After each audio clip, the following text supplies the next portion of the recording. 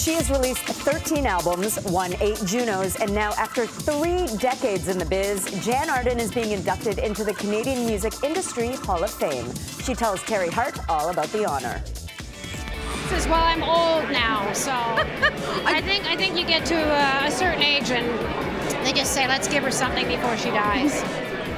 I don't think that's it, Jann. I think it's like records and resonating and being part of a community in a way that very few people are. It's been a nice way to make my way through the world, that's for sure. I really think that as Canadians, we figured out music.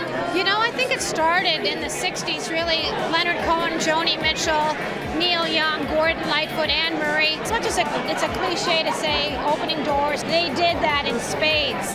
What is the Associated Press doing here? Reporting on the war. There is no war here. A century after it happened, The Promise is finally bringing the Armenian genocide to the big screen, telling the story of the Ottoman Empire's systematic extermination of 1.5 million people during World War I. The film is directed by Teri Hart, a filmmaker with experience dramatizing an historic atrocity. He also directed 2004's Hotel Rwanda. Now, even though the cast was dealing with a weighty subject matter, they still had some fun on set, even Bale and Isaac, who play rivals fighting for the love of the same woman. Did you employ any acting techniques, anything that you guys did on set to have that level of tension between your two characters? I just don't like you very much. So yeah, really I just kind of worked on that feeling. What were they like on set? They were like, it was bromance since the beginning. Yeah. You've both been in the big movies, the really big movies. Probably the biggest, really, for me. Does that wound you, Christian, to hear him say that? It doesn't wound me, it's just pitiful. It's just like truth, you know? It actually is kind of just truth. Sorry. I'm not picking sides, I'm just picking truth. Wait, what are we talking about that I didn't see? Star Wars, man. Oh, Star Wars. That little gem. Yeah, right.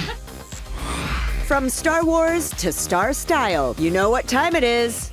It is time for our Friday Fresh Edit, and that means, of course, Afia Francisco is joining us, and we're excited because it's spring. Afia, who is inspiring this first look? Of course, everybody's favorite, Reese Witherspoon. She is just the best at maximizing her casual with her really elevated looks so that we're getting maximum wear, right? So this plaid shirt with the lace skirt. It works so well. Right? Who is behind this lovely chambray shoulder number? Yes, you might not recognize her, Teri, because she's out of her scrubs. This, of course, is Jessica Capshaw from Grey's Anatomy. What is great about this is that it's right on trend, but it's still so versatile because it's all about chambray in an interesting way. I love both of these so much, but I cannot get enough of look number 3. This is just a perfect outfit to me. You and me both, Teri. I love this one. It's my favorite. This is Kate Mara, and she is just rocking the matchy-matchy trend that is huge for this season. But with Kate, she just had the block on block. I love that we've now brought in a little bit of frill to separate it, just because it's a little bit more flattering than just a block. But you can get it all at joefresh.com/Friday Fresh Edit.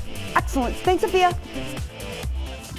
And thank you, ladies. Coming up on Monday, we'll have star-studded highlights from the first weekend of the Tribeca Film Festival in New York.